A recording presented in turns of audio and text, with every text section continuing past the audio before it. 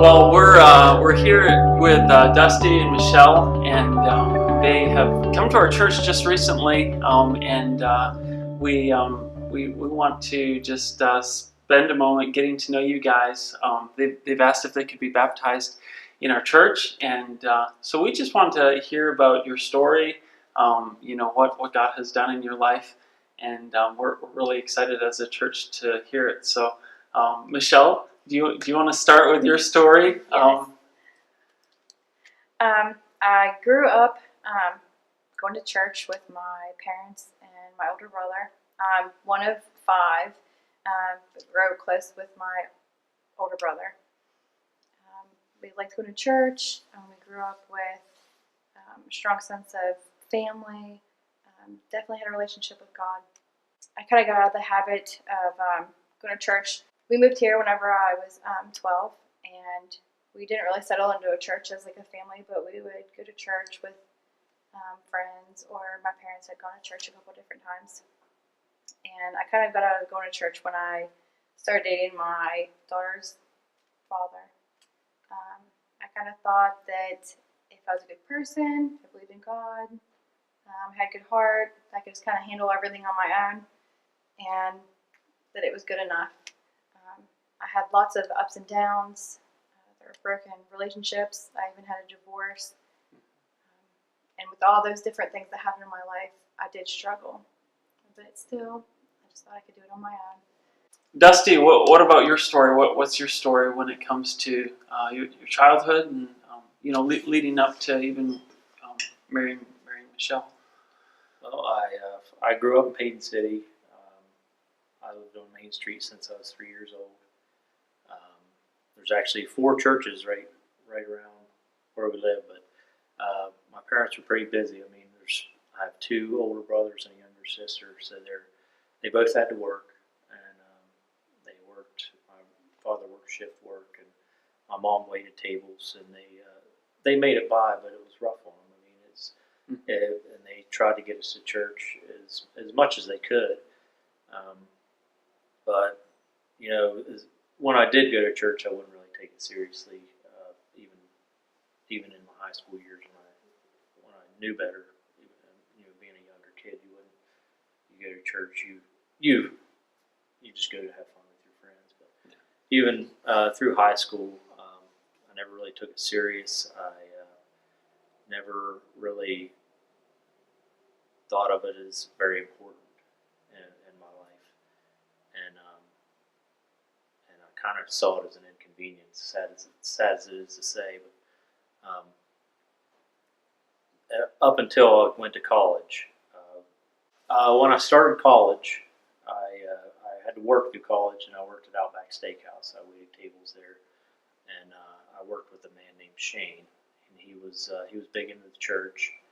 He was, and everybody knew that, and so one day we were in a conversation, and he'd asked me if I'd ever been saved, and I think he could tell through the blank look that I gave him that I really didn't understand what that meant. I didn't. I had no clue. That's the first time anybody has ever asked me about being saved, and I had no clue what he was talking about. But he kind of explained it to me. We had a conversation about it, and days later and weeks later, and as we worked together, he would give me sheets of paper with notes on it, Bible verses and things he thought I should read.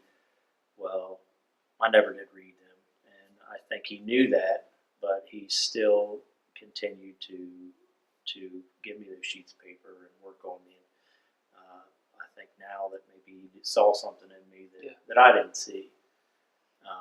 It wasn't until I got with my first wife and started going to church with her at Bancroft, West Virginia. It was Church of God Mission that I really got into realizing or knowing the importance of being saved. So it wasn't long after starting there and learning more about Savior, past what Shane had talked with me about, that I became saved, and I confessed Jesus Christ as my Savior, and I stood in front of the congregation and confessed that. And that was still something I did. I don't think I really, even at that point, took it as serious as I should have. I never did watch, or I never really did study the Bible, or take it seriously. And it's still something that kind of bothers me, but I've confessed to be a Christian, and I believe that just being by a good person and doing to others what I feel they should do to me, I thought that was enough. You thought that's what Christianity Yeah. was, being a good person. And So really that there and knowing that, you see that I still didn't understand. Yeah. And that was leads up to I was still married to my wife, and my father had an accident and was killed in a car accident. It was a couple years into our marriage, and I had issues with that. I had issues with God after that happened. The day that I lost my dad, I lost my Superman. The man that couldn't be hurt by anything, he was taken away. The man that was my t-ball coach, my sister's softball coach, every sporting event I was ever in, he was there. And a big part of me was lost that day that I lost him. There was times I questioned my faith. There was times I questioned God, and it was really hard. It still is hard. And I ended up. All I did was worry about my family back here in Payne City. Every chance I got, I would drive home. And my wife at the time, I don't think, really cared to be second priority. So ultimately, our marriage dissolved. She found love elsewhere, and I moved home. And actually, I wasn't home very long, and I met Michelle. Tell me about having Knox and Charlie, and just how God has worked through that in your marriage. Well, we got married, and of course we wanted to add to our little family, and we were struggling to conceive. After about 4 years, we finally were referred enough times to different doctors and specialists that we found out that we needed to actually go to a fertility doctor and do in vitro fertilization. Right there, if anyone has ever gone through something medically, not necessarily just like IVF, it can really wear on you. You question a lot of things. You don't understand, why me? Yeah. So that was our route, and we were really happy just to even have a route to go to add on our family. We found out that we were pregnant with Knox, and we were happy just to have a positive pregnancy test. We had implanted down 2 embryos, and we found out one day, and the next day I had complications, and I had to have emergency surgery. We found out that one of the embryos that implanted in my fallopian tube ruptured my tube. I had internal bleeding. So with that, we were kind of okay, God answered all of our prayers. Now here's this. And then we were really happy to have a heartbeat at 6 weeks, 8 weeks, 12 weeks. We got to go to our regular doctor. So then things were kind of in the clear again. And then we had Knox, and he had surgery at 1 month, and then he just recently had surgery too in October. And he has had casts and braces. He walks with assistance and uses a walker. It's not something that we were prepared to have, a little boy with special needs, and he's absolutely perfect in every way. But it's been very humbling, the whole experience for us. Yeah. To even just, I guess, be able to add on our family and then have such a special little boy in our lives. And then we were lucky and blessed again. We were able to have Charlie. So that it's the whole process has definitely pulled at our heartstrings a lot. We've struggled a lot of times. I've been very angry at God before. Absolutely. My friend Amanda kept on trying to get me to come to the church. Yeah. And she was like, I know all the struggles that you've gone through, and you put all your faith in God. And I actually just sat there in her driveway and told her how mad I was at him. That I was angry that he always had to be so tough and had to go through these hard things, and us as parents just had to just watch him, and we didn't understand it. When you were in the hospital with Knox, Knox was having an MRI, I guess, wasn't he? And someone came up to you and started talking to you. You want to tell us about that? Well, it was the main reason. It's hard to put your child under. He's 2 years old. You don't know what's going through his head, and he's scared. And they give you like a serum. It's like they say, it's like a couple shots of whiskey. Well, even to watch that, your child, you give them a serum, and you watch your child pretty much get drunk in your hands and just limp. Yeah. It was hard for us, and Michelle started crying. It was tough to take him back to the MRI machine. We sat him down for the MRI, and they were hooking things up to him at the time, and Michelle was crying. They ushered us back to the waiting room, and Michelle continued to cry, and I was trying to deal with my emotions and comfort her, and I noticed a man across the waiting room. Like he was staring intently at us, and even after I noticed him and he saw that I noticed him, he continued to watch us. And I kept looking at him, and I could tell there was something weighing on his mind. He was struggling with something internally that he was almost vacant to even noticing that I was seeing him, and it felt like forever that he was just sitting across from us. It kind of creeped me out, and because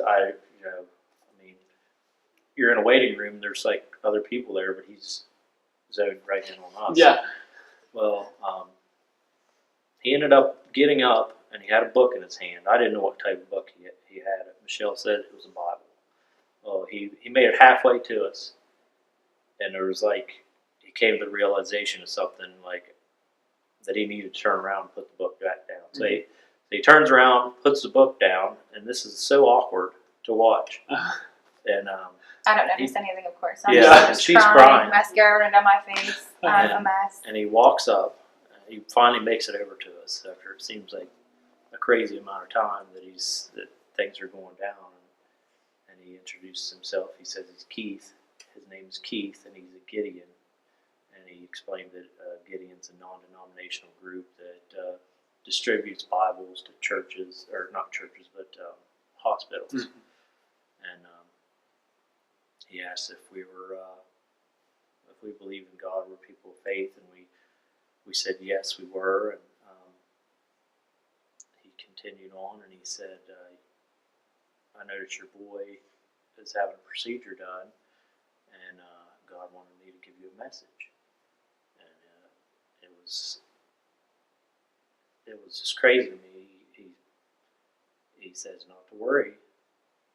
God says not to worry, and that you need to thank him for what he's about to do. And so I lost it. Yeah. I was crying even She harder. lost it. I was in awe, because that is the most direct message I've ever received from God. And not many people can say that somebody was compelled to give you a message through God. Yeah. But obviously he was led by God to just go and talk to you guys. Well, to watch him and see the struggle he was having just to come over to us, you could tell that he was doing something against his will. Yeah. You had said that Amanda had been working on you, all those months before that. What happened after that after that MRI. I know as a church we were praying for you guys for Knox, and what happened that next Sunday? Well, I prayed, even though I wasn't, I guess, saved then, but I would still pray, and I prayed for God to just kind of like lead me in the right direction. And in the waiting room, I noticed there was a Bible like next to us, and Knox had been playing on it with like a dinosaur. I was kind of like, okay, this is a sign.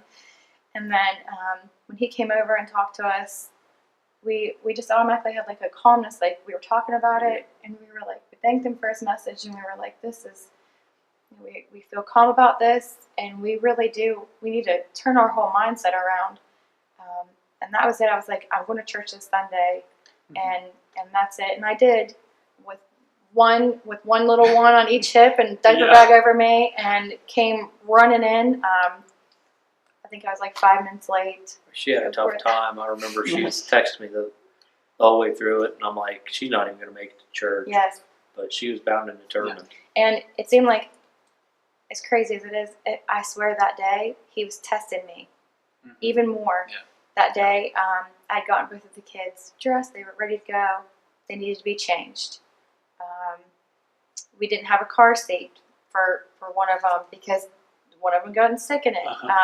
I seriously strapped them in, drove back streets here, and I was like, Just put her in the seat. Yes, I was like, I am going to church, because I felt like he was like just testing me, and I was like, I only have like 10 more minutes. Dusty's like, you're not going to make it. I was like, I am making it. He's going to see. I got to the parking lot, and I thought, well, this is it. God, you can see it. I've made my effort. I'm in the parking lot. I'm going to be late. And I just looked over, and I know it was after 11. The door was still open. And I thought, okay, you really want me to go. Yeah. And I grabbed both of the kids and came in, and I said, is it okay to still come in? And she was like, yeah, of course you can still come in. And then everyone just helped me get settled. And when I finally got in the building and settled, I just kind of felt like I made it, and like I felt like that he seen that I was like getting it, and I was going to make an effort, and this is the start of it. Yeah. And ever since then, our lives have definitely changed. Yeah. Just from that one day. I make it every time I can when I'm not working. She Yeah. makes it when the kids are sick or. I mean, she had surgery last week, and she was here this Sunday. Yeah. So I mean, we're committed to. Yeah. And what difference has it made to be attending church and be learning again, being with the body of Christ? What difference has that made in your guys' life? I think we're a lot happier now. I think we don't feel like we're alone in anything. If we have something that's bothering us, I mean, we go to prayer. And I've never really, I've prayed in the past, but I've never prayed as much as I have in the past, however long we've been here. And then I also, it's kind of changed my mindset, and I look back at things that happened in my past when I was kind of had my back turned to God, and I realized He was still there. Yeah. I realized some significant times that that things that happened that I remember them, but I didn't dedicate those to God. I ignored the fact that He was still there. Yeah. Or were even upset at God for causing them to happen. You look back now, I see His perfect plan. Yes. Yeah, that it all makes sense, and we just have to actually trust Him instead of just being, I guess, praying and hoping like for the best, or just thinking that we'll just get through it. It's nice to know that we don't struggle with anything on our own. Yeah. And that we do have like a church family, and That's great. Yeah. People that care about us, and you guys don't even really know us, and you guys have been praying for Knox, and you've been praying for me with our medical stuff, and it's really meant a lot, and it's really just confirmed that we are where we're supposed to be. I feel like that first Sunday was just like, this is where we kind of like belong, and this is where we, right down the street from our house. Yeah, right down the street. That this is where we need to raise our children, and we definitely need to have a better relationship with God and change. Yeah. Now, you guys have asked to be baptized. Why would you like to be baptized now? You know, why at this point in your life? What do you want to tell others by being baptized? I want to show that to everybody that I'm ready, and I'm going to take this actually seriously, because back before I was never serious about it. I was saved, and I never really dedicated myself to any reading or studying, and I just want to make it known that I'm ready for this, and this time it's going to be serious. Mm-hmm. Yeah. What about you, Michelle? I want people to know that I want to live a life that's led by Him, that's guided by Him, that He's by my side. I want to accept Him completely as my Savior. I'm ready to serve the church. I want to come to church every Sunday. I like coming to church. I like the Bible readings. I like to learn everything. I want to raise our kids exactly like that. And I want everyone to know that even if you do struggle, that He's still there, and that He still forgives you, no matter like what your past is or whatever. He's definitely there, and He's good. I mean, this is a relationship that you definitely want in your life, and I guess we just failed to notice that until now, and now it's just like our lives are just completely transformed by it.